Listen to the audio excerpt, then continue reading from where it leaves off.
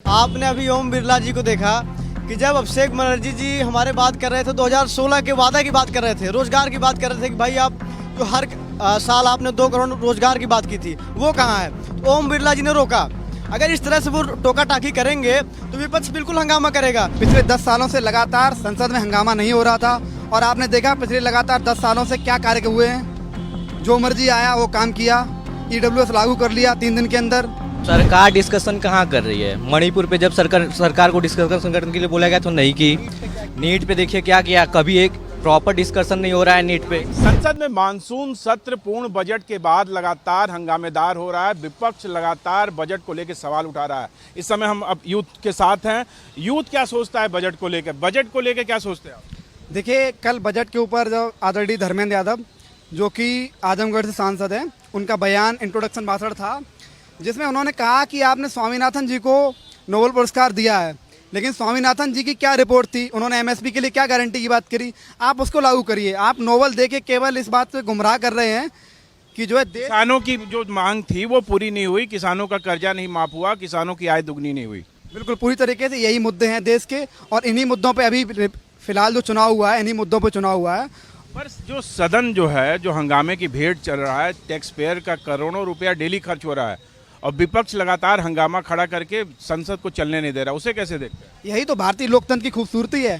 पिछले 10 सालों से लगातार संसद में हंगामा नहीं हो रहा था और आपने देखा पिछले लगातार 10 सालों से क्या कार्य हुए हैं। जो मर्जी आया वो काम किया, ईडब्ल्यूएस लागू कर लिया 3 दिन के अंदर। अगर इस तरीके से आप आरक्षण देने लग जाएंगे, एक तरफ आप आरक्षण विरोध की बात करते हैं, दूसरी तरफ आप जो है आरक्षण की बात करने लग जाते हैं, तो ये आपका स्टैंड अभी तक क्लियर ही नहीं। आरक्षण होना चाहिए कि नहीं होना चाहिए? यूथ को क्या लगता है? मुझे तो लगता है बिल्कुल होना चाहिए आरक्षण। आरक्षण इज अपलिफ्टमेंट ऑफ एम्पावर। तो और भी युवा हैं, जिस तरह से बजट हंगामा हो रहा है, बजट के बाद जो पूर्ण बजट सरकार ने पेश किया, मानसून सत्र में हंगामा हो रहा है, आज भी सदन नहीं चला है। कैसे देखते हैं टैक्स पेयर के पैसे किससे सदन को चल? ये तो पहली बात, ये विपक्ष का हंगामा नहीं, ये देश की आवाज़ है जो है। आज देश महंगाई से परेशान है। देश में आज अब ये हम बजट में देखें तो उसमें मिडिल क्लास की मतलब क्या ही कहा जाए, मिडिल क्लास को छोड़ा ही नहीं किसी लाख। अब 3 लाख के ऊपर है तो आपको 5% टैक्स देना पड़ेगा, इनकम टैक्स। तो इसके आप देख सकते हैं कि जो मौजूदा सरकार है अभी तक 2024 तक पूरी तानाशाही कर रही थी। इस बार मजबूत विपक्ष आया है, मजबूत तरीके से विपक्ष ने सवाल उठा रहे हैं और देश की जो सब प्रश्न है और देश की जो सवाल हैं वो विपक्ष सत्ता के सामने रख रहा है, उनसे सवाल कर रहा है। क्या लगता है, सवाल सही है? सवाल सही है। अब पिछले जब सरकार थी 10 साल, आप देखे होंगे जितनी बिल पास हुई हैं उस पर ना कोई प्रॉपर डिस्कशन हुआ है। हमारे संसद इसीलिए है कि उसमें जो भी बिल पास हो रही हैं उस पर डिस्कशन हो। सरकार तो डिस्कशन के लिए तैयार है, विपक्ष ही तो बाहर जा रहा है बार बार। सरकार डिस्कशन कहाँ कर रही है? मणिपुर पे जब सरकार को डिस्कशन करने के लिए बोला गया तो नहीं की।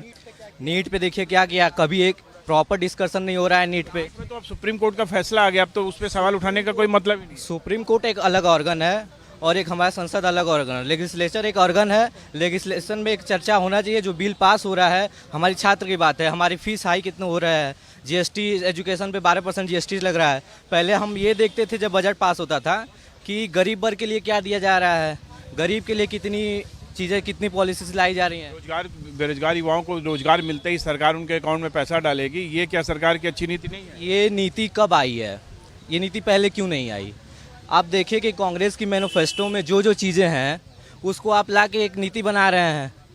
आप इकोनॉमिस्ट यानी कांग्रेस के मैनिफेस्टो से उठाया गया बजट का जो है वो अच्छा है, आप कहना मतलब अच्छा है, तो यानी बजट अच्छा है। बजट की हम प्रॉपर नॉलेज अभी हमको नहीं है कि बजट में क्या क्या हुआ है, क्योंकि अभी हमारा एग्जाम चल रहा है। कुछ कुछ चीज़ें ही देखा गया है, जैसे ये नीति थी। आपको कुछ है बजट पे? बजट पे हम शिक्षा से जुड़े हुए लोग हैं, लॉ कर रहे हैं, तो हमने ये देखा कि बजट में 4.2% जो है एजुकेशन पे इस बार दे दिया तो जा रहा है। संसद बहस के लिए है, ना कि हंगामा और विरोध प्रदर्शन के लिए। नहीं तो विपक्ष किस लिए है? विपक्ष है आवाज उठाने के लिए। अगर सरकार आवाज नहीं, तो सदन में सवाल उठाए ना, हंगामा नहीं, सवाल उठाए, सदन चलने दे। आपने अभी ओम बिरला जी को देखा कि जब अभिषेक बनर्जी जी हमारे बात कर रहे थे 2016 के वादा की बात कर रहे थे, रोजगार की बात कर रहे थे कि भाई आप जो हर साल आपने 2 करोड़ रोजगार की बात की थी, वो कहाँ है? तो ओम बिरला जी ने रोका। अगर इस तरह से वो टोका टाकी करेंगे तो विपक्ष बिल्कुल हंगामा करेगा। एक तरफ आप वो कह रहे थे कि आप पुरानी बात मत करिए, और सामने से मोदी जी नेहरू जी की बात करते हैं, 70 साल पहले की बात करते हैं। जो सरकार आज लगातार हमारे साथ देश में 10 साल से है, अगर उस पर सवाल नहीं करेगा विपक्ष तो किससे सवाल करेगा? और मैं एक महत्वपूर्ण बात कहना चाहूँगा कि हमारा जो एजुकेशन है उस पर बजट का लगभग 1/10वां हिस्सा खर्च होना चाहिए, लेकिन सरकार जो है हमारी एजुकेशन पे ध्यान नहीं दे रही। उसमें भी हायर एजुकेशन पे जो बजट 4.2% अलॉट हुआ है एजुकेशन पे, उसका सिर्फ 8% हायर एजुकेशन को मिलता है।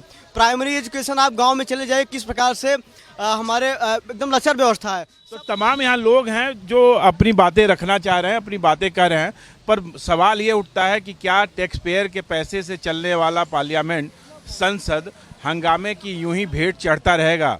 कैमरामैन धर्मेंद्र के साथ रमेश कुमार सिंह, भारत एक्सप्रेस।